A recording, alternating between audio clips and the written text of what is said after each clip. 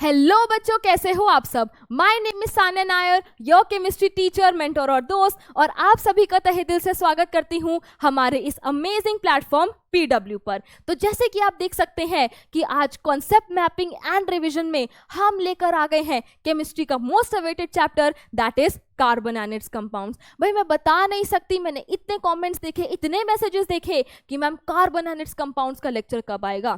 तो इंतजार की घड़ी हुई खत्म। तो बच्चा, इस चैप्टर में हम हर एक कॉन्सेप्ट को देखेंगे, उसे अच्छे से समझेंगे। So without wasting any more time, let's begin. अब थोड़ी सी कार्बन की तारीफ कर लेते हैं। चैप्टर का नाम ही है कार्बन एंड इट्स कंपाउंड्स। तो कार्बन क्या है? कार्बन एक नॉन मेटल है जिसकी इमेंस इंपॉर्टेंस है हमारी लाइफ में। भैया जहां नजर घुमा लो आपको कहीं ना कहीं कार्बन के कंपाउंड्स दिख जाएंगे। फूड ले लो, फ्यूल ले लो, प्लास्टिक ले लो, पेपर ले लो, कार्बन है। ठीक है। अब कार्बन का एटॉमिक नंबर क्या है? 6 और उसकी इलेक्ट्रॉनिक कॉन्फ़िगरेशन क्या है? 2,4। अब जैसे कि भैया हर एलिमेंट को स्टेबिलिटी अटेन करनी है, उसको अपना ऑक्टेट या फिर ड्यूप्लेट इन केस ऑफ के शेल उसको पूरा करना है, तो कार्बन को भी अपना ऑक्टेट पूरा करना है। तो उसके लिए उसको क्या चाहिए? उसके लिए उसको 4 इलेक्ट्रॉन्स चाहिए। और कार्बन अपना ऑक्टेट पूरा करता है बाय शेयरिंग ऑफ इलेक्ट्रॉन्स। कैसे करता है? इलेक्ट्रॉन की शेयरिंग से करता है। और जब बॉन्ड्स इलेक्ट्रॉन की शेयरिंग से बनते हैं तो उन्हें क्या कहा जाता है? उन्हें कहा जाता है कोवेलेंट बॉन्ड्स। तो कार्बन क्या करता है भैया? कार्बन करता है कोवेलेंट बॉन्डिंग। क्या करता है? कोवेलेंट बॉन्डिंग करता है। ठीक है, चलिए आगे बढ़ते हैं। कोवेलेंट बॉन्डिंग तो हमारे को समझ आ गई, बट आखिरकार आयनिक बॉन्डिंग क्या है? आयनिक बॉन्डिंग में बचा होता है इलेक्ट्रॉन का ट्रांसफर, इलेक्ट्रॉन का कंप्लीट ट्रांसफर। यानी कि एक ने इलेक्ट्रॉन को लूज करा, दूसरे ने इलेक्ट्रॉन को गेन कर लिया, जिसका बहुत ही फेमस एग्जांपल है हमारा NaCl। NaCl में मेरे पास सोडियम है 2,8,1, मेरे पास क्लोरीन है 2,8,7। इसको अपना ऑक्टेट पूरा करना है। ये एक इलेक्ट्रॉन को क्या करेगा? लूज करेगा। ये क्लोरीन उस एक इलेक्ट्रॉन को गेन कर लेगा। तो यहां पे क्या हो रहा है? यहां पे ट्रांसफर ऑफ इलेक्ट्रॉन्स हो रहा है, यानी कि इलेक्ट्रॉन का लॉस एंड गेन हो रहा है। फिर ये बन जाएगा Na पॉजिटिव, ये बन जाएगा Cl माइनस, और इनके बीच में हो जाएगी आयनिक बॉन्डिंग। पर कार्बन में नहीं हो रही। पर फिर भी कुछ सेकंड्स के लिए अज्यूम कर लो कि कार्बन में आयनिक बॉन्डिंग हो रही है। अज्यूम कर लो कि कुछ देर के लिए कार्बन में आयनिक बॉन्डिंग हो रही है। अब कार्बन का एटॉमिक नंबर है 6, कॉन्फ़िगरेशन है 2,4। अगर वो आयनिक बॉन्डिंग करता होता तो क्या होता? या तो उसको 4 इलेक्ट्रॉन लूज करने पड़ते ताकि उसकी कॉन्फ़िगरेशन हो जाए 2, उसका डुप्लेट पूरा हो जाए, या फिर वो 4 इलेक्ट्रॉन गेन करता ताकि वो हो जाए 2,8, उसका ऑक्टेट पूरा हो जाए। तो अब दोनों केसेस को देख लेते हैं। अगर कार्बन 4 इलेक्ट्रॉन लूज करता है तो वो बनाएगा C4 पॉजिटिव कटायन। बट भैया इलेक्ट्रॉन को निकालने के लिए बहुत ज्यादा एनर्जी चाहिए होती है, और तुम कार्बन को कह रहे हो 1 नहीं, 2 नहीं, 3 नहीं, 4 इलेक्ट्रॉन को बाहर निकाल दो। तो this is not energetically feasible। देखो, it would require a large amount of energy to remove 4 electrons। उसके बाद अगर हम कहते हैं ठीक है भैया तुमने 4 इलेक्ट्रॉन लूज नहीं करने तो गेन कर लो यार, तो अगर कार्बन 4 इलेक्ट्रॉन गेन करता है तो वो बनाएगा C4 माइनस अनायन। बट अगर उसने 4 इलेक्ट्रॉन गेन कर लिए तो मेरे पास प्रोटॉन कितने हो गए? कार्बन में 6 हो गए, और इलेक्ट्रॉन कितने हो गए? अब 10 हो गए। 6 इलेक्ट्रॉन पहले थे, 4 इलेक्ट्रॉन उसने और गेन कर लिए, तो टोटल 10 इलेक्ट्रॉन हो गए। तो 6 प्रोटॉन्स के लिए 10 इलेक्ट्रॉन्स को होल्ड कर पाना बहुत मुश्किल है। भैया तुम खुद सोचो, एक टीचर को 20 बच्चों को मैनेज करना है, वही मुश्किल हो जाता है। बट मैं कह रही हूं नहीं, एक टीचर 200 बच्चों को मैनेज करेगी, क्लास में कितनी अनस्टेबिलिटी होगी, क्लास में कितना शोर मचेगा। वैसे ही it would be difficult for the nucleus with 6 protons to hold on to 10 electrons. इसीलिए कार्बन जो है ना ही इलेक्ट्रॉन लूज करता है ना ही इलेक्ट्रॉन गेन करता है। तो उसके पास ऑप्शन क्या बचा? उसके पास ऑप्शन बचा शेयरिंग ऑफ इलेक्ट्रॉन्स का। And such bonds which are formed by the sharing of an electron pair या फिर electrons between two atoms are known as covalent bonds। तो आइए थोड़े से कंपाउंड्स में कोवेलेंट बॉन्डिंग देख लेते हैं, उनके इलेक्ट्रॉन डॉट स्ट्रक्चर देख लेते हैं। तो मेरे पास क्या है? मेरे पास है H2। H2 में मेरे पास 2 हाइड्रोजन है। ठीक है, इनका एटॉमिक नंबर है 1, 1, कॉन्फ़िगरेशन क्या हो गई? 1, 1। इनको एक एक इलेक्ट्रॉन चाहिए है अपना डुप्लेट पूरा करने के लिए। अब देखो भैया, ये रहा हाइड्रोजन अपना 1 इलेक्ट्रॉन लेके बैठा है, ये दूसरा हाइड्रोजन अपना 1 इलेक्ट्रॉन लेके बैठा है। अब इसको ना आप ऐसे समझ लो कि दो बच्चे हैं, एक के पास केवल चावल है और एक के पास सिर्फ दाल है, ठीक है। अब सिर्फ दाल खा के भी क्या मजा, सिर्फ चावल खा के भी क्या मजा। तो उन्होंने कहा यार तेरे पास दाल है, मेरे पास चावल है, ऐसा करते शेयरिंग कर लेते, तू मुझे थोड़ी सी चावल दे दे, मैं तेरे को थोड़ा सा दाल दे देता हूँ, दोनों के पास दाल चावल हो जाएंगे, दोनों का भला हो जाएगा। सिमिलरली इस हाइड्रोजन के पास एक इलेक्ट्रॉन है, इसके पास एक इलेक्ट्रॉन है, तो ये अपना डुप्लेट पूरा करने के लिए इससे एक इलेक्ट्रॉन की शेयरिंग कर लेता है, ये भी क्या करता है, एक इलेक्ट्रॉन की शेयरिंग कर लेता है। तो इस हाइड्रोजन के पास भी दो इलेक्ट्रॉन, इस वाले के पास भी दो इलेक्ट्रॉन्स हो गए। अब ध्यान से देखिए बच्चा, यहां पे हमें यह देखने को मिल रहा है कि दो इलेक्ट्रॉन्स की शेयरिंग हो रही है, ठीक है। क्या मैं कह सकती हूं कि एक इलेक्ट्रॉन पेयर की शेयरिंग हो रही है? देखो बेटा, दो चीजों को बोलते हैं कि एक पेयर, मैंने कान में टॉप्स पहने हैं तो दो टॉप्स को क्या बोलते हैं, अ पेयर ऑफ टॉप्स, है ना। तो वैसे ही दो इलेक्ट्रॉन्स को मैं बोल सकती हूं वन इलेक्ट्रॉन पेयर। तो यहां हमें यह देखने को मिल रहा है कि एक इलेक्ट्रॉन पेयर शेयर हो रहा है। तो इस इलेक्ट्रॉन पेयर को, इस एक इलेक्ट्रॉन पेयर को मैं रिप्रेजेंट कर सकती हूं एक सिंगल लाइन से, और इसी को कहा जाता है सिंगल बॉन्ड। इसी को क्या कहते हैं, सिंगल बॉन्ड कहते हैं, ठीक है। चलिए O2 को देखते हैं। यहां पे सेम मेरे पास दो oxygen, atomic number 8, configuration 2,6, configuration 2,6, इसको भी दो इलेक्ट्रॉन चाहिए है और इसको भी दो इलेक्ट्रॉन चाहिए हैं। तो ये ऑक्सीजन अपने 6 इलेक्ट्रॉन्स लेके ये बैठा, ये वाला ऑक्सीजन 6 इलेक्ट्रॉन्स लेके बैठा हुआ है, ठीक है। अब देखो क्या होगा, इसके पास 6 अपने खुद के हैं, 2 इसने इससे शेयर कर लिए, इसके 8 इलेक्ट्रॉन पूरे हो गए, 1 2 3 4 5 6 7 8। इसके पास 6 अपने खुद के हैं, 2 इसने इससे शेयर कर लिए। अब बच्चा यहां हमें देखने को मिल रहा है कि दो इलेक्ट्रॉन पेयर्स शेयर हो रहे हैं। एक इलेक्ट्रॉन पेयर ये रहा, एक इलेक्ट्रॉन पेयर ये रहा। तो इन दो इलेक्ट्रॉन पेयर्स को मैं ऐसे दो लाइंस से दर्शा सकती हूं और इसको कहा जाता है डबल बॉन्ड। फिर आते हैं हम नेक्स्ट, आप अभी तक समझ ही गए होंगे। अब हम N2 का एग्जाम्पल देखेंगे। N2 में मेरे पास दो नाइट्रोजन है, एटॉमिक नंबर 7, कॉन्फ़िगरेशन 2,5, कॉन्फ़िगरेशन 2,5। तो क्या हो जाएगा, ये रहा nitrogen with its 5 valence electrons, ये दूसरा nitrogen with its 5 valence electrons, ठीक है। 5 इसके पास खुद के हैं, 3 इसने इससे शेयर कर लिए, 8 पूरे हो गए, 3 इलेक्ट्रॉन पेयर्स की शेयरिंग हो रही है। तो हम इसे बोल देंगे ट्रिपल बॉन्ड। तो इससे आपने सिंगल बॉन्ड, डबल बॉन्ड और ट्रिपल बॉन्ड्स के बारे में भी जान लिया। बहुत बढ़िया, ठीक है बच्चा। अब चलते हैं आगे और देखते हैं, भैया कार्बन की बहुत तारीफ कर ली, थोड़ी सी देर और दे दो, ठीक है। अब कार्बन की थोड़ी सी और तारीफ करते हैं, देखते हैं what is the reason behind the versatile nature of carbon. भैया क्यों कार्बन कार्बन कार्बन ही होता रहता है जगह जगह। तो इसके लिए हम डिस्कस करेंगे दो पॉइंट्स जो कि हैं कैटिनेशन एंड टेट्रावैलेंसी।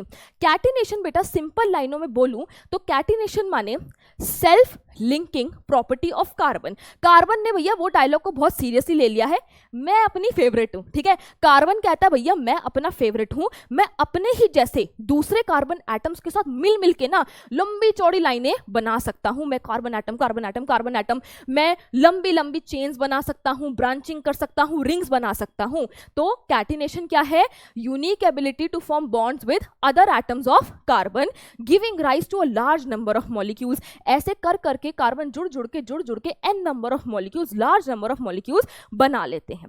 बट ऐसा नहीं है कि सिर्फ कार्बन ही कैटिनेशन करता है, सिलिकॉन भी कैटिनेशन की प्रॉपर्टी शो करता है। बट भैया जो दम कार्बन में है ना वो बात सिलिकॉन में नहीं है, ठीक है। आगे देखिए टेट्रावैलेंसी, नाम से ही पता लग रहा है, टेट्रा माने 4, वैलेंसी आप लोगों को पता ही होगा। तो कार्बन की वैलेंसी क्या है, 4 है। कार्बन जो है वो 4 बॉन्ड्स जो है बना सकता है, फिर चाहे वो दूसरे ही कार्बन एटम्स के साथ बनाए। देखो it is capable of bonding with 4 other atoms, चाहे कार्बन के ही हो या फिर अलग एलिमेंट्स के भी हो सकते हैं, ठीक है। तो ये था reason behind the versatile nature of carbon, catenation, tetravalency. ये टॉपिक जो है इंपॉर्टेंट है। उसके बाद हम आगे चलते हैं और डिस्कस करते हैं एक छोटे से टॉपिक को जो कि है एलोट्रोप्स ऑफ कार्बन। अब एलोट्रोप्स क्या है, देखिए किसी भी एलिमेंट की ऐसी प्रॉपर्टी जिसके कारण वो अलग अलग रूपों में, अलग अलग फॉर्म्स में एग्जिस्ट कर सकता है। हर एक फॉर्म की फिजिकल प्रॉपर्टीज अलग हैं बट केमिकल प्रॉपर्टी सेम है। क्या कहा मैंने? The various physical forms in which an element can exist are called allotropes of the element. तो कार्बन है, कार्बन के 3 एलोट्रोप्स होते हैं, diamond, graphite and buckminster fullerene. ये जो 3 है ये कार्बन के एलोट्रोप्स हैं और कार्बन की इस प्रॉपर्टी को क्या कहा जाता है? एलोट्रोपी कहा जाता है। आइए इनको डिस्कस करते हैं जल्दी जल्दी। डायमंड है मेरे पास, डायमंड क्या है? It is the hardest natural substance known. ठीक है, देखो डायमंड का स्ट्रक्चर क्या होता है? डायमंड में एक कार्बन एटम जो है वो 4 कार्बन एटम से अटैच होता है। Each carbon atom is joined to 4 other carbon atoms, strong bond से जुड़ा होता है। इसीलिए इसका स्ट्रक्चर कैसा होता है?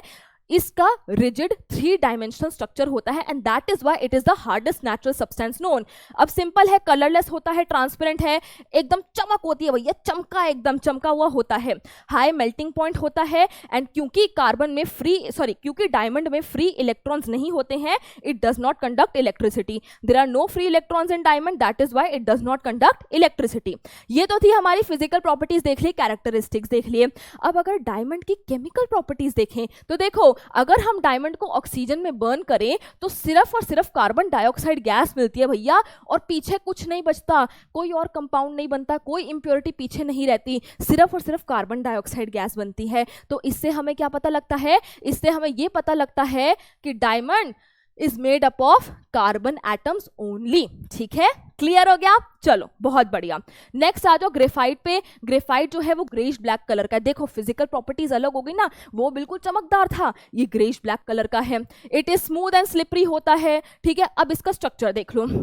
जो ग्रेफाइट होता है उसमें each carbon is bonded to 3 neighbouring carbon atoms. हर एक कार्बन एटम, देखिए हर एक कार्बन एटम 3 अलग अलग कार्बन एटम से जुड़ा होता है। ठीक है, each carbon atom is bonded to 3 neighbouring carbon atoms and ये क्या बनाते हैं? लेयर्स बनाते हैं ऑफ हेक्सागोनल रिंग्स। ये हेक्सागन हेक्सागन हेक्सागन इनकी लेयर्स होती हैं एंड दीज लेयर्स आर, इन लेयर्स के बीच में क्या होता है? Weak van der Waals forces होती हैं। ठीक है, उसके बाद due to the presence of free electrons in it, it conducts electricity. Simple सी बात है बच्चा, एक कार्बन 3 और कार्बन से जुड़ा हुआ है, उसके पास एक इलेक्ट्रॉन कैसा हो गया भैया? फ्री हो गया, मटर कश्ती करने के लिए फ्री हो गया हो वो। ठीक है, इसलिए इट कंडक्ट्स इलेक्ट्रिसिटी और इसका मेल्टिंग पॉइंट भी क्या होता है?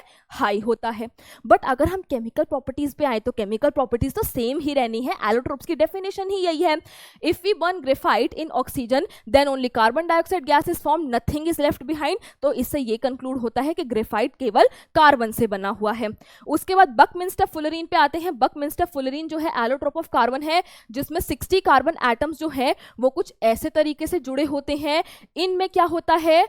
20 हेक्सागन्स होते हैं और 12 पेंटागन्स होते हैं। देखो ये एक हेक्सागोनल रिंग हो गई और ये पेंटागोनल रिंग हो गई, पेंटागोनल 5, हेक्सागोनल 6। तो ये जो 60 कार्बन एटम्स है वो हेक्सागोनल और पेंटागोनल रिंग्स में अरेंज्ड होते हैं। और अगर इसको भी बर्न करेंगे तो जी हाँ सही पकड़े हैं, ये भी केवल कार्बन डाइऑक्साइड ही देगा। ठीक है, एलोट्रोप समझ आ गए? बहुत बढ़िया। चलो आगे चलते हैं।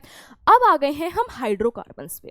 नाम से ही पता लग रहा है हाइड्रोकार्बन्स क्या होते हैं? ऐसे कंपाउंड्स जिनमें केवल हाइड्रोजन और कार्बन ही होता है। इनको हम 2 पार्ट्स में पढ़ते हैं, saturated hydrocarbons and unsaturated hydrocarbons. Saturated hydrocarbons वो होते हैं जिनमें केवल क्या होते हैं? सिंगल बॉन्ड्स होते हैं, कार्बन कार्बन सिंगल बॉन्ड है भैया। ठीक है, और इनको एक और नाम से जाना जाता है जो कि है एल्केन्स। अनसैचुरेटेड हाइड्रोकार्बन में आ जाते हैं हमारे पास double and triple bond. Double bond वालों को एल्कीन्स भी कहते हैं और ट्रिपल बॉन्ड वालों को एल्काइंस कहते हैं। ठीक है, अब देखो आगे बढ़ते हैं। अगर हम इनका जनरल फॉर्मूला देखें तो एल्केन का जनरल फॉर्मूला होता है CnH2n+2, एल्कीन का होता है CnH2n, एल्काइन का होता है CnH2n-2। अब आइए इनसे एक सीरीज बनाते हैं। समझ रहे हो ना कहाँ जाने की कोशिश कर रही हूं मैं? देखो मेरे पास एक कार्बन एटम है, मैंने इस फॉर्मूला में रखा तो मेरे पास कंपाउंड आया CH4। मैंने 2 कार्बन लिए तो मेरे पास क्या आएगा? C2H6। मैंने 3 कार्बन एटम्स लिए, मेरे पास क्या आएगा? C3H8। मैंने 4 कार्बन एटम्स लिए, C4H10। ऐसे ही यहाँ पे आ जाओ, एल्कीन की अगर हम बात करें बच्चा तो एल्कीन में क्या होता है? कार्बन कार्बन डबल बॉन्ड होते हैं। अब देखो कार्बन कार्बन डबल बॉन्ड होना जरूरी है। अब डबल बॉन्ड कार्बन और हाइड्रोजन के बीच में तो बन नहीं सकता, डबल बॉन्ड जो है वो 2 कार्बन्स के बीच में ही बनेगा, ट्रिपल बॉन्ड जो है वो 2 कार्बन्स के बीच में ही बनेगा। तो एल्कीन और एल्काइन जो होते हैं हमारे, उनमें C1 नहीं होता, C2 से शुरू करेंगे। अगर मैंने यहाँ पे 2 डाला तो मेरे पास कंपाउंड आया C2H4, C3H6, C4H8, ये एल्कीन्स हो गए। अब अगर हम एल्काइन पे आए तो एल्काइन में अगर मैंने 2 डाला तो ये हो जाएगा मेरा C2H2, ये हो जाएगा मेरा C3H4, ये हो जाएगा मेरा C4H6। ठीक है, क्लियर हो गया।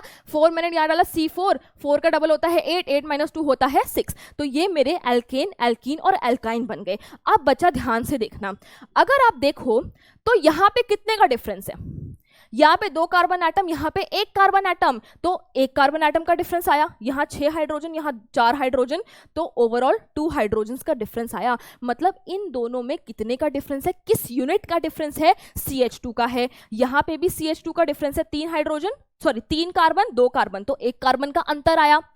8 हाइड्रोजन 6 हाइड्रोजन, 2 हाइड्रोजन का अंतर आया। ऐसे ही यहाँ पे भी CH2 है, यहाँ भी CH2, यहाँ भी CH2, यहाँ भी CH2, यहाँ भी CH2। तो ये किसके एग्जाम्पल्स हैं, ये हो गई हमारी होमोलोगस सीरीज। देखो होमोलोगस सीरीज की क्या डेफिनेशन है, a homologous series is a group of organic compounds having similar structures and similar chemical properties. देखो इनके स्ट्रक्चर सिमिलर, इनकी chemical properties similar, and the successive compounds differ by CH2 group। जैसे जैसे मैं नीचे आ रही हूं, सक्सेसिव कंपाउंड्स एक के नीचे एक के नीचे एक, तो ये किससे डिफर कर रहे हैं, ये CH2 यूनिट से डिफर कर रहे हैं। ठीक है, तो ये हो गया हमारा होमोलोगस सीरीज। अब आते हैं फंक्शनल ग्रुप्स पे। फंक्शनल ग्रुप्स क्या होते हैं, एन एटम और अ group of atom which makes a carbon compound reactive and decides its properties. देखो बच्चा, मेरे पास क्या था, मेरे पास था CH4, ठीक है। मैंने क्या करा, मैंने एक हाइड्रोजन हटा के यहाँ पे क्या लगा दिया, मैंने एक हाइड्रोजन हटाया और यहाँ पे OH लगा दिया, एक ग्रुप ऑफ एटम लगा दिया। जैसे ही भैया मैंने CH4 के एक हाइड्रोजन को हटा के यहाँ OH लगाया तो वक्त बदल गया, हालात बदल गया, इसकी पूरी प्रॉपर्टीज ही बदल गई। तो ये क्या हो गया, फंक्शनल ग्रुप हो गया। एन एटम और अ group of atom makes a carbon compound reactive, decides its properties, decides its function, और उसी को हम क्या बोलते हैं, उसी को हम बोलते हैं फंक्शनल ग्रुप। तो ये क्या था, आपका फंक्शनल ग्रुप था। ठीक है, चलो अब आगे चलते हैं और एक छोटे से टॉपिक को देखते हैं, जो कि है how many structural isomers can you draw for pentane. अब आइसोमर्स क्या होता है, compounds having same molecular formula but different structures. अब पेंटेन बच्चा हम जानते हैं कि क्या होता है, C5H12 होता है। मेरे पास फॉर्मूला फिक्स कर दिया है, बट मैं इस C5H12 को कितने डिफरेंट स्ट्रक्चर्स में बना सकती हूँ, आइए वो देखते हैं। मैंने पहले एक सीधी लाइन में बना दिए, 5 कार्बन बना दिए और 12 हाइड्रोजन लगा दिए, तो ये एक स्ट्रक्चर हो गया। फिर मैंने 4 एक लाइन में कार्बन लगा दिए और एक की मैंने ब्रांचिंग कर दी और हाइड्रोजन लगाया, तो ये भी C5H12 बना। मैंने क्या करा, 3 कार्बन एक लाइन में कर दिए और ये यहाँ पे हाइड्रोजन लगाया, तो ये भी C5H12 बना। तो मॉलिक्यूलर फॉर्मूला तो सेम था, बट हमारे स्ट्रक्चर्स क्या थे, अलग अलग थे। तो ये क्या हो गए, हमारे आइसोमर्स फॉर पेंटेन हो गए। अब आते हैं एक बहुत ही इंपॉर्टेंट टॉपिक पे, बट वो बहुत ही आसान टॉपिक है बच्चा, जो कि है हमारा नॉमेनक्लेचर ऑफ कार्बन कंपाउंड। भैया अपने मन से नहीं कोई नाम रख सकते कि इसका नाम पिंटू रख दिया, इसका चिंटू रख दिया, इसका मोनू रख दिया। आयुपेक ने हमारे को एक list of rules and regulations दिया है कि नाम ऐसे ही रखना है। ये पूरा टेबल जो है आपके सामने आपकी स्क्रीन पर है, जिससे कि आप कोई भी कंपाउंड का जो आयुपेक नॉमेनक्लेचर है वो कर सकते हैं। ये सब्स्टिट्यूएंट्स के नाम है, ये आपके लिए वर्ड रूट है, 1 carbon 2 carbon 3 carbon and so on. ये टाइप ऑफ बॉन्ड है, ये अगर सिमिलर थिंग्स, अगर एक जैसी 2 चीजें हैं, अगर मेरे पास एक जैसे 2 सब्स्टिट्यूएंट्स है, 2 मिथाइल है तो डाइमिथाइल हो जाएगा। अगर मेरे पास एक जैसी 3 चीजें हैं, फॉर एग्जांपल 3 डबल बॉन्ड है तो ट्राइन हो जाएगा, समझ रहे हो, ट्राई हो जाएगा 3 डबल बॉन्ड्स के लिए और इन डबल बॉन्ड का जो होता है। Then we have functional group OH के लिए हो गया, ये एल्डिहाइड हो गया, ये कीटोन हो गया एंड ये कार्बोक्सिलिक एसिड हो गया। अब ये बेटा जनरल तरीका है जिसको अगर आपने लर्न कर ले तो आप किसी भी कंपाउंड का नॉमेनक्लेचर, ये जो 2 स्लाइड्स हैं, अगर आपने इनको बाय हार्ट भैया घोल के पी लिया तो आप किसी भी कंपाउंड का नॉमेनक्लेचर कर सकते हैं। जनरल वे ऑफ राइटिंग क्या है, position of substituent, name of substituent, word root, position of double और triple bond, ane ene yne, position of the functional group, suffix of the substituent. Sorry, यहाँ पे suffix of the substituent नहीं आएगा, यहाँ पे आएगा suffix of the functional group. आइए मैं आपको एक या दो एग्जांपल्स दे देती हूं जल्दी जल्दी से। फॉर एग्जांपल मेरे पास ऐसा सा कुछ है, ठीक है, यहाँ पे कोई सब्स्टिट्यूएंट नहीं है तो ये दोनों तो नहीं आएंगे। वर्ड रूट क्या हो जाएगी, ब्यूट हो जाएगा। कार्बन कार्बन, यहाँ पे पोजीशन ऑफ डबल या ट्रिपल बॉन्ड, कोई डबल बॉन्ड नहीं है, कोई ट्रिपल बॉन्ड नहीं है, तो इसको भी छुपा दो। एन इन आइन में से क्या आएगा, एन आएगा, तो ये हो गया मेरा ब्यूटेन। अगर मैं बात करूं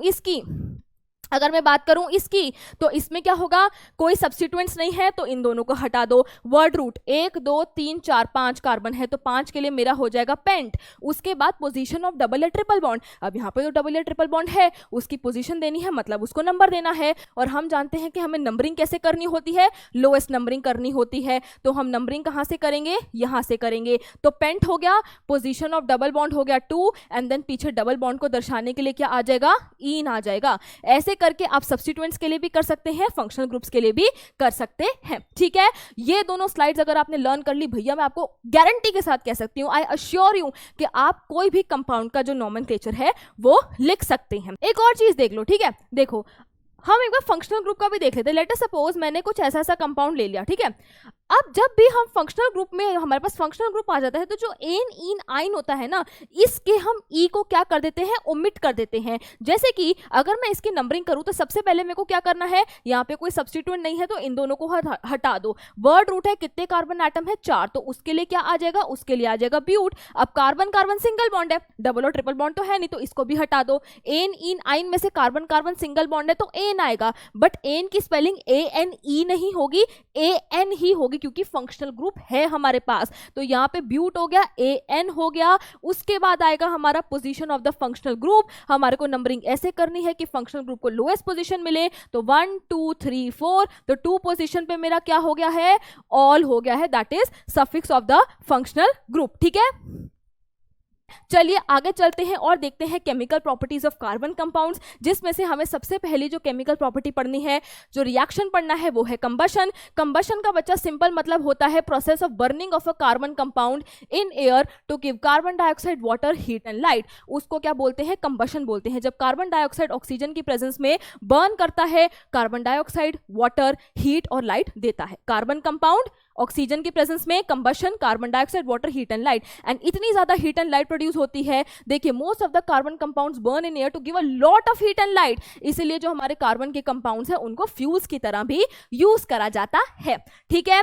चलिए अब देखते हैं burning of saturated and unsaturated hydrocarbons. जो हमारे सैचुरेटेड हाइड्रोकार्बन्स होते हैं, दे burn in air with a blue non सूटी फ्लेम। भैया एकदम क्लीन फ्लेम आती है, नीले रंग की फ्लेम आती है, ठीक है। उसके बाद जो हमारे अनसैचुरेटेड हाइड्रोकार्बन्स हैं, दे burn in air with a yellow सूटी फ्लेम। ऐसे कालिक निकलती है, येलो कलर की आपको फ्लेम देखने को मिलती है। चलिए आगे चलते हैं, ऑक्सीडेशन रिएक्शन देखते हैं। ऑक्सीडेशन रिएक्शन करवाना है तो ऑक्सीडाइजिंग एजेंट तो चाहिए ही होगा, तो हम कौन से ऑक्सीडाइजिंग एजेंट्स को यूज कर रहे हैं, अल्कलाइन पोटेशियम परमैंगनेट या फिर एसिडिफाइड पोटेशियम डाइक्रोमेट। अगर मैं अल्कोहल, मैंने यहाँ इथेनॉल ले लिया, उसमें अगर मैं ऑक्सीडाइजिंग एजेंट डाल दूं और हीट कर दूं, चाहे ये ले लूं चाहे ये ले लूं, और मैंने क्या कर दिया, हीट कर दिया, तो जो मेरा इथेनॉल है वो इथेनॉइक एसिड में क्या हो जाएगा, ऑक्सीडाइज हो जाएगा, ठीक है। चलिए नेक्स्ट देखते हैं हमारा एडिशन रिएक्शन। एडिशन रिएक्शन में क्या होता है भैया, एडिशन रिएक्शन नाम से पता लग रहा है कि कुछ ऐड करना है। आप एक अनसैचुरेटेड कंपाउंड में कुछ कुछ चीजें ऐड करके, ऐसे ऐड करके आप उसको सैचुरेटेड हाइड्रोकार्बन बना सकते हो। कैसे, मैंने एक अनसैचुरेटेड हाइड्रोकार्बन लिया, इसमें डबल बॉन्ड है, मैंने इसमें हाइड्रोजन डाला in the presence of a catalyst, ठीक है। निकल ले सकते हो, प्लैटिनम ले सकते हो, पलेडियम ले सकते हो, इनमें से कोई भी कैटलिस्ट ले सकते हो। तो क्या होगा, ये बॉन्ड हटेगा और एक हाइड्रोजन यहाँ, एक हाइड्रोजन यहाँ और एक हाइड्रोजन यहाँ। देखिए बॉन्ड हटा, एक हाइड्रोजन यहाँ आया, एक हाइड्रोजन यहाँ आया, ये अनसैचुरेटेड से किस में कन्वर्ट हो गया, सैचुरेटेड में कन्वर्ट हो गया, ठीक है। इस रिएक्शन की एक एप्लीकेशन है, हम क्या कर सकते हैं, हमारा जो वेजिटेबल ऑयल होता है वो कैसा होता है, it is an unsaturated hydrocarbon. जब हम उसमें हाइड्रोजन डालते हैं निकल कैटलिस्ट की प्रेजेंस में, जिसको कैटालिटिक हाइड्रोजनेशन भी कहते हैं, कैटलिस्ट की प्रेजेंस में हाइड्रोजन ऐड कर रहे हो, ठीक है। तो ये क्या देगा, मेरे को वनस्पति घी देगा भैया, सैचुरेटेड हाइड्रोकार्बन देगा। देखो वेजिटेबल ऑयल इज अनसैचुरेटेड, मैंने इसमें हाइड्रोजन ऐड करा तो मुझे वेजिटेबल घी मिला विच इज सैचुरेटेड। तो ये इसका बहुत इंपॉर्टेंट एप्लीकेशन है। हमारे पास है सब्स्टिट्यूशन रिएक्शन। सब्स्टिट्यूशन रिएक्शंस में क्या होता है? The reaction in which one or more hydrogen atoms of a hydrocarbon are replaced या फिर सब्स्टिट्यूटेड बाय अदर एटम्स, ठीक है, इज कॉल्ड सब्स्टिट्यूशन रिएक्शन। देखो मेरे पास एक सैचुरेटेड कंपाउंड है, क्या है मेरे पास? मीथेन है। यहां पे मैं क्या करूंगी? मैं डाल रही हूं क्लोरीन, बट भैया सनलाइट क्या है? सनलाइट इंपॉर्टेंट है, तो मैंने इस सैचुरेटेड कंपाउंड में डाला क्लोरीन Cl2, तो एक हाइड्रोजन हट जाएगा और उसकी जगह क्लोरीन आ जाएगा, सब्स्टिट्यूशन हो गया। तो यहां पे मुझे क्या मिलेगा? ये तो मेरा एज इट इज रहेगा और यहां हाइड्रोजन हटके क्लोरीन आ गया, तो जो हाइड्रोजन बाहर निकला वो दूसरे वाले क्लोरीन के साथ मिलके क्या बना देगा? HCl बना देगा, ठीक है।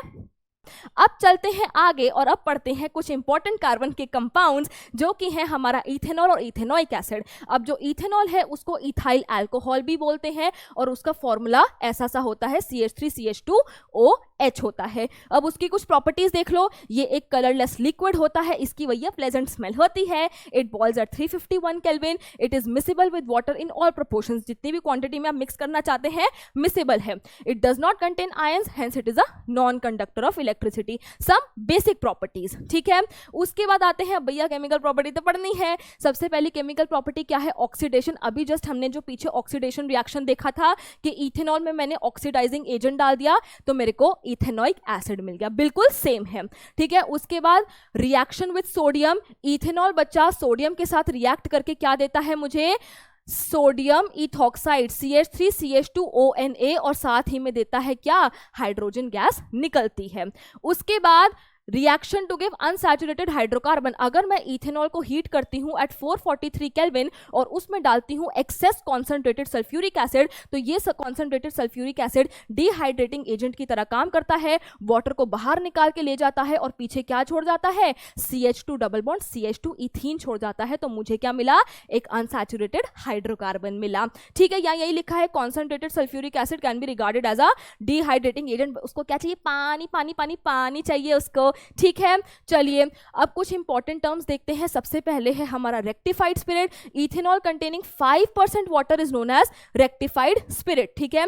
उसके बाद है absolute alcohol. 100% pure ethanol is known as absolute alcohol. Denatured alcohol बच्चा, इथेनॉल जो है एक बहुत ही इंपॉर्टेंट सॉल्वेंट है इंडस्ट्रियल यूज में, काफी इंडस्ट्रीज में इसका काफी यूज होता है। अब सोचो इंडस्ट्री के लिए तुमने इथेनॉल भेजा बट वहां यूज नहीं हो रहा, इसकी अलग ही पार्टियां चल रही हैं, तो इसीलिए उस इथेनॉल का मिस यूज ना हो उसमें कुछ पॉइजनस सब्सटेंसेस डाल देते हैं लाइक मीथेनॉल, जिससे कि वो कंज्यूम करने लायक ना रह जाए, ठीक है। और उसको डिफरेंशिएट करने के लिए भैया इसमें पॉइजन मिला हुआ है, उसमें डाइज डाल देते हैं, लेटस ब्लू कलर की डाल देते हैं, ठीक है। तो उससे पता लग जाता है कि इसमें क्या मिला हुआ है? पॉइजनस सब्सटेंसेस मिला हुआ है, ब्लू कलर का हमें दिखता है और उसको क्या बोलते हैं? डीनेचर्ड अल्कोहल बोलते हैं, ठीक है।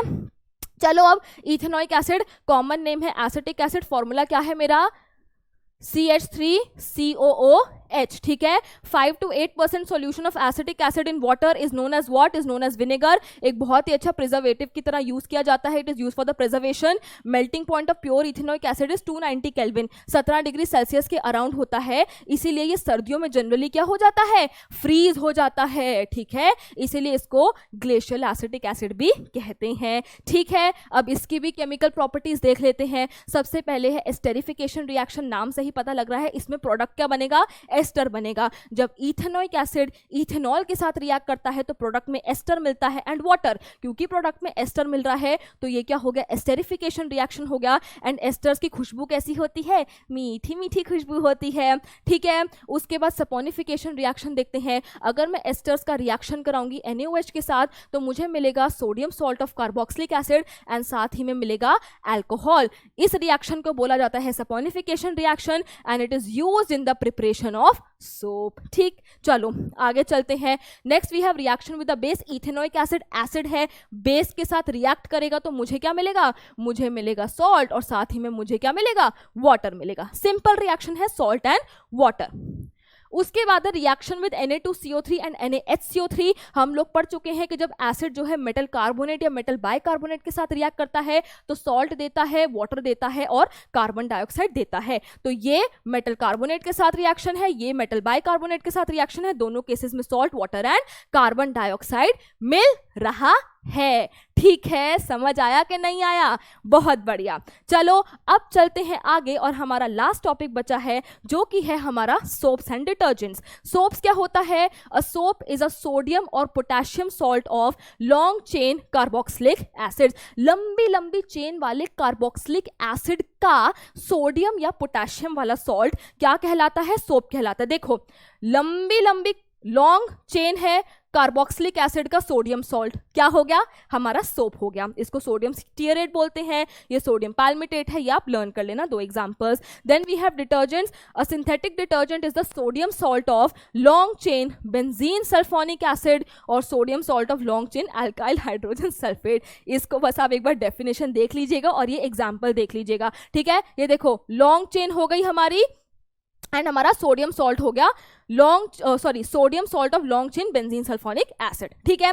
चलो अब चलते हैं आगे और देखते हैं कि सोप कैसे बनता है। जस्ट अभी कुछ चंद मिनटों पहले जाना है कि सपोनिफिकेशन रिएक्शन से जो है हमारा सोप बनता है। सपोनिफिकेशन क्या है? एस्टर का अगर मैं NaOH अल्कली के साथ रिएक्शन कराऊं तो मुझे sodium salt of fatty acid carboxylic acid मिलेगा जो कि सोप है, और साथ ही में अल्कोहल मिलता है। इस केस में जो हम रिएक्शन पढ़ने वाले हैं उसमें ग्लिसरॉल मिलता है, और ये आपका रिएक्शन है। मैंने एक ट्राइग्लिसराइड, जिसको ट्राई एस्टर भी बोलते हैं, वो ले लिया क्योंकि मुझे लंबा चौड़ा, भैया बहुत लंबी लंबी चेन्स चाहिए थी, एकदम बढ़िया सा लंबा लंबा सोप चाहिए था, तो इसलिए मैंने एक ट्राइग्लिसराइड ले लिया, NaOH के साथ रिएक्शन कराया। ये मेरा ग्लिसरॉल है, ये मेरा सोप है, ठीक है? चलो आगे बढ़ते हैं और स्ट्रक्चर ऑफ सोप मॉलिक्यूल देखते हैं। अभी हमने देखा कि सोप क्या था? RCOONA। जब हम उसको पानी में डिसॉल्व करेंगे तो वो RCOO माइनस और Na पॉजिटिव देगा, मतलब ऐसे अपने आयंस देगा। इसको अगर मैं फर्दर देखूं तो इसमें मेरे पास एक लॉन्ग हाइड्रोकार्बन चेन है और मेरे पास एक आयनिक पार्ट है। अब इस लॉन्ग हाइड्रोकार्बन चेन को भैया हम इस जिगजैग लाइन से रिप्रेजेंट कर सकते हैं, इस झुनझुनी से रिप्रेजेंट कर सकते हैं।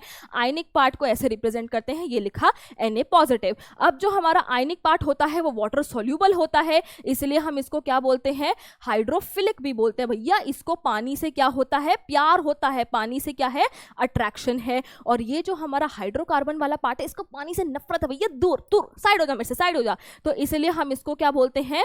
इसको बोलते हैं हम हाइड्रोफोबिक। तो मेरे पास सोप मॉलिक्यूल में क्या है? एक हाइड्रोफोबिक टेल है और एक हाइड्रोफिलिक हेड है, ठीक है? अब आ जाओ, जब हमने सोप के मॉलिक्यूल, मतलब जब हमने सोप को पानी में डाला तो ये मेरा सोप का स्ट्रक्चर है। देखो, हाइड्रोफिलिक वाला पार्ट है और ये हाइड्रोफोबिक वाला पार्ट है। तो जब सोप के मॉलिक्यूल्स पानी में जाते हैं तो वो अपने आप को कुछ ऐसे अरेंज कर लेते हैं। आसपास क्या है?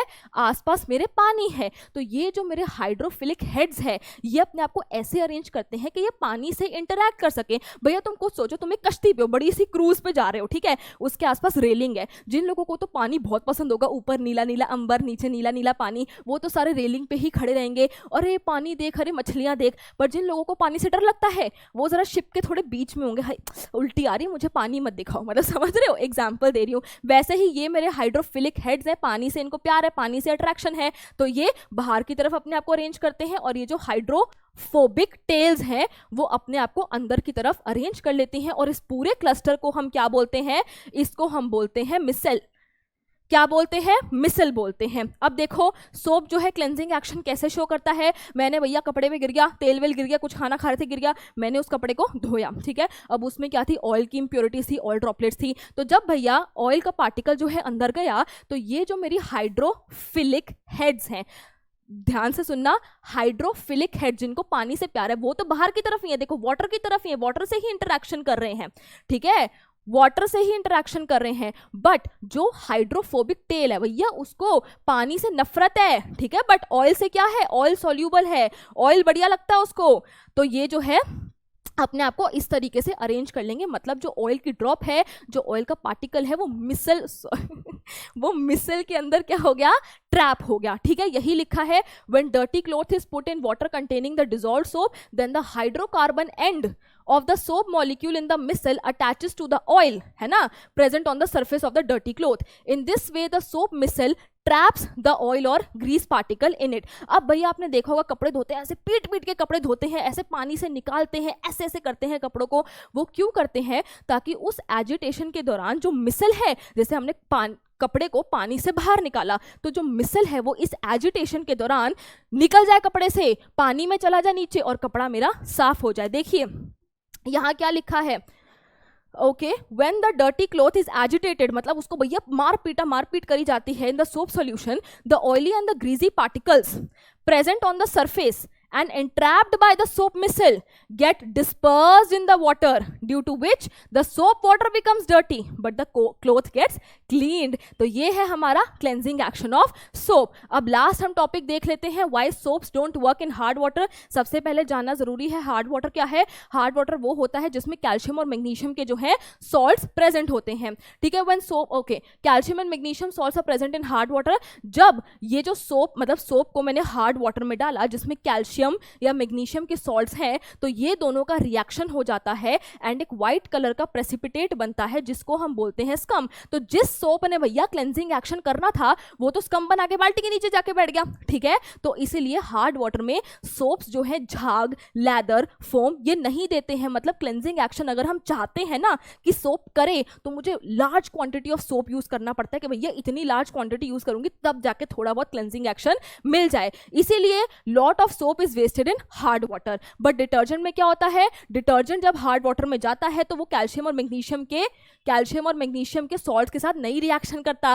वो कहता है भैया हमारा काम है क्लेंजिंग एक्शन करना, हम नहीं रिएक्ट कर रहे तुमसे, हम तो क्लेंजिंग एक्शन ही देंगे. तो सोप जो है वो हार्ड वाटर में क्लेंजिंग एक्शन नहीं देता. लैदर, झाग वगैरह बहुत मिनिमम या ना के बराबर. और जो डिटर्जेंट्स है वो हार्ड वाटर में भी लैदर देते हैं, सॉफ्ट वाटर में भी लैदर देते हैं. और इसी के साथ बच्चा, इसी के साथ हम आ गए हैं हमारी अपनी आखिरी स्लाइड पे, जो कि है थैंक यू स्लाइड, जिसमें हम आपको बहुत बहुत दिल से धन्यवाद कर रहे हैं इस लेक्चर को देखने के लिए.